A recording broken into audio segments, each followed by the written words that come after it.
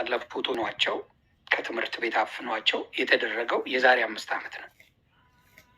ብዙ ጊዜ የተጮኸበት ጉድ የተባለበት ስራ ነበር። አሁን ምን ሊያደርጉ አመጡት? የቀነኒን ማንነት ሊደብቁበት መጡ። ተግባባ። የቀነኒን ማንነት የሰራችውን ነገር እንትን ሊሉበት መጡ። ተግባባን። ሁለቱም አጀንዳ የተለያዩ ነው። አስባችሁታል?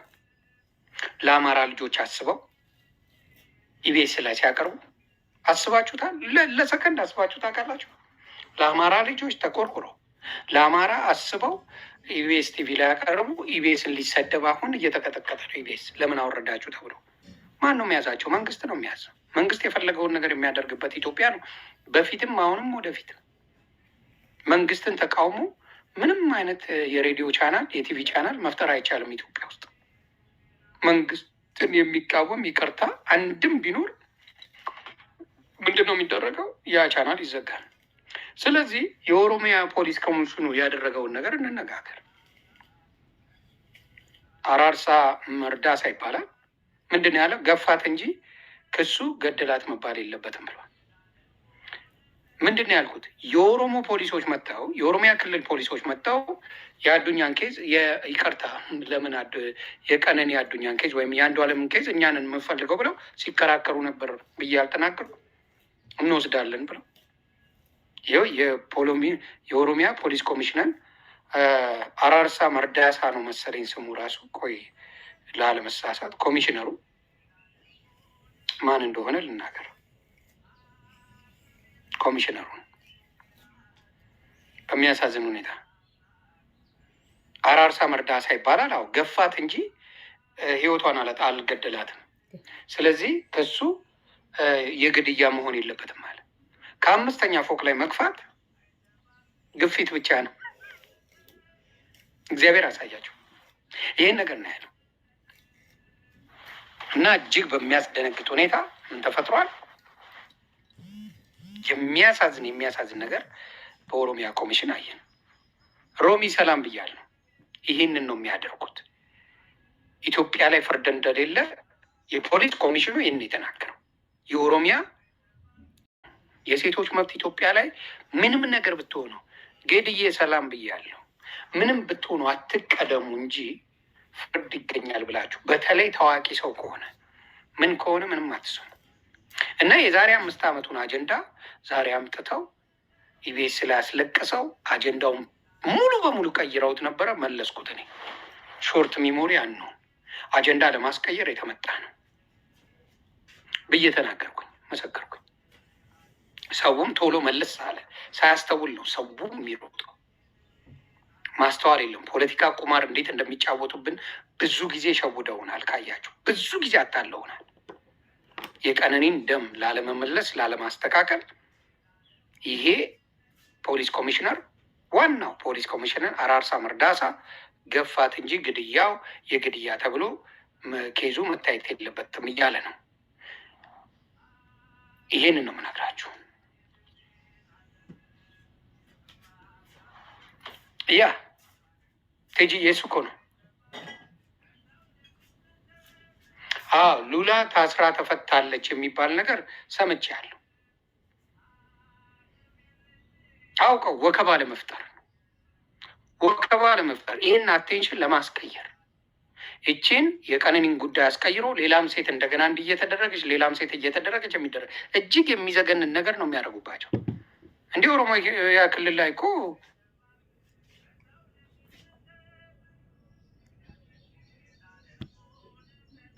አያገባኝም። ባይሆን ሙድ የምንይዝባቸው ሰዎች አሉ። ዛሬ በጣም በኃይለኛው ስለዚህ የዚችን ልጅ ጉዳይ አደራ የቀነኒን ጉዳይ ማናችሁም እንዳትረሱ። ለሌሎች ሴቶች ሊሆን ስለሚችል ነው የምታገልበት። ሌሎች እህቶች እንዲህ በየቤቱ የሚበደሉትን ማገዝ ስላለብን ነው። ስለዚህ ያንን ነው ክበሩልኝ እናንተ። ስለዚህ በደንብ አድርጋችሁ ከሀገር ለማስወጣት ፓስፖርት አድሰውለታል። ይህን ግርግር ሊፈጥሩለት ፈልገዋል። የማንን ጉዳይ? የዛሬ 5 ዓመት የተፈጠረውን ዛሬ እንደተደረገ ተደርጎ ድራማ ጀምረዋል። ኢቢኤስ ጋር ቀውጤ ተደርጓል። ሉላ ታስራለች ብለዋል ምናምን ቀውጤ አድርገውታል። ታስራ ተፈታች ምናምን አሉ። ብዙ ወሬ አቴንሽን እንዲቀየር አድርገዋል። ያቺን ነገር ደግሞ መልሻታለሁ ነው። ይሄ ነገር የቀነኒን ጉዳይ ለማስረሳት ይመጣል። 1 ሳምንት አውርተንበት የሚቀር ነገር ስለሆነ ሌላ ነገር ይመጣል። የኦሮሚያ ፖሊስ ኮሚሽነር ምን አገባ በዚህ ጉዳይ? አይመለከትም። ጉዳይ የሆነው አዲስ አበባ ነው። የተናገርከው ንግግር የልጅቷ መገፋት ወንጀል አይደለም እያለ ነው። ተገፍታ ይብን መውደቋ ከፎቅ ላይ ምንም ችግር የለውም እያለ ነው። ለዚህ ነው ብታገላችሁ። ለዚህ ነው ህዝቤን የማነቀው። ለዚህ ነው በትክክል መልሱ ጀስቲስ ፎር ቀነኒ የምለው። ለዚህ ነው አጀንዳ ማስቀየር አይቻልም። ፎከስ አድርገናል፣ እየሰራን ነው። ብዙ እህቶቻችን እንዴ በጠላት እጅ የገቡማ በጠላት እጅ የገቡትምንማ ስንት ጊዜ ነው ብዙ ወንጀል የተሰራው? ስንት ጊዜ ነው ብዙ ወንጀል የተሰራው ኢትዮጵያ ላይ? ስለዚህ በጠላት እጅ የገቡ ጠላት ነው፣ ብዙ ነገር ሊያደርግ ይችላል። እቺ ልጅ ግን ባሌ ብላ እጮኛዬ ብላ የመጣች ልጅ ናት። ኑሩልኝ የኔዎቹ። ላይክ እያደረጋችሁ ዋቴ ሊያደርጉ ኤግዛክትሊ ዋቴ ሊያደርጉ አቴንሽናችንን ሊቀይሩ ሌላ አጀንዳ ሊያስፈጥሩ ብዙ ነገር ይዘው መጥተዋል። እንቅ አድርጌ ይዣቸዋለሁ። ማምለጥ አይቻልም፣ ማምለጥ አይቻልም። የቀነኒን ፍትህ ምን አድርገው መሸፋፈን እንደፈለጉ ይሄን ነው። አዎ ድራማው ነው። ይሁንዬ ኢሉ የአንተ ቤት የቲክቶክ ጓደኛ የሰደበች ምን ሆና ነው? ከአንተ በላይ ድምፅ የሆነ ማን አለ? በእውነት ምን ብላ ነው የምትሰድበኝ?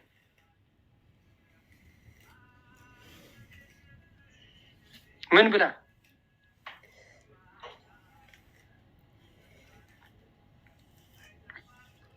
አይ የምትሰድበኝ አይመስለኝም። ከሰደበችኝም ያው 2 ሰው ነው የሚያያት።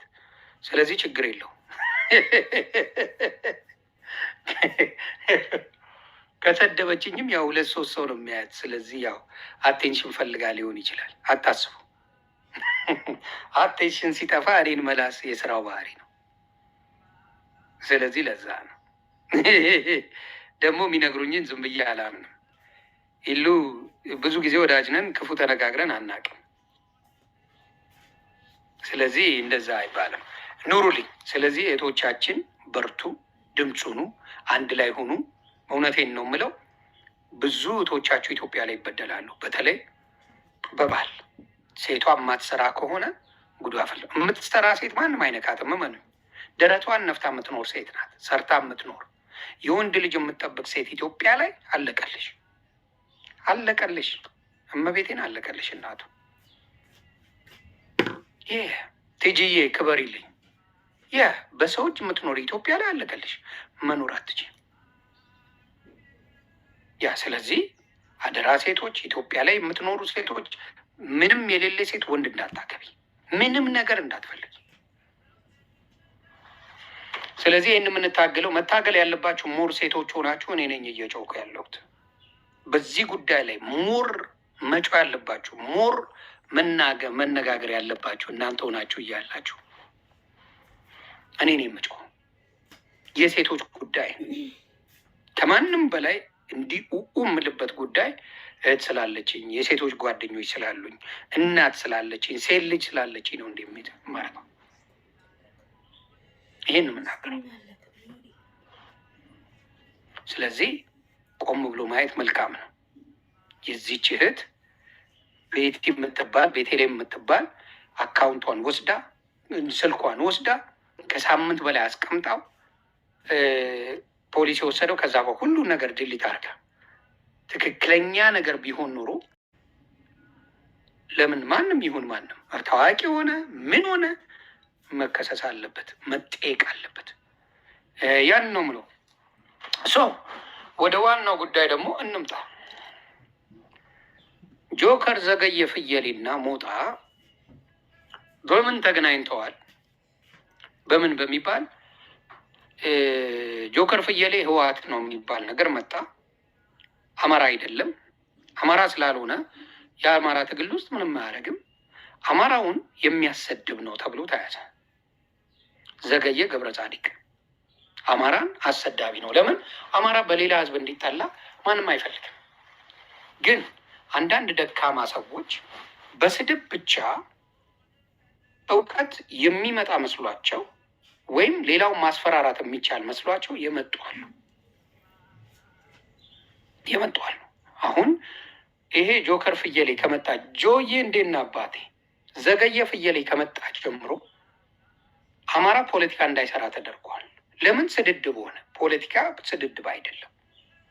ፖለቲካ ህዝብን የምታነቃበት፣ ህዝብን አብረህ ስትራቴጂ የምታወጣበት፣ ህዝብ አንድ እንዲሆን የምትሰራበት ነው። ለአማራ ነኝ እያለ ጌም ሲጫወት ግን ከጠላቶች ጋር ነው የሚጫወተው። አማራን ከሚጠሉ ሰዎች ጋር ጌም ይጫወታል ሁልጊዜ። ይሄ ደግሞ የሚነዱት አብዛኛው ሰዎች አሉ፣ ፖለቲካ የማይገባቸው ሰዎች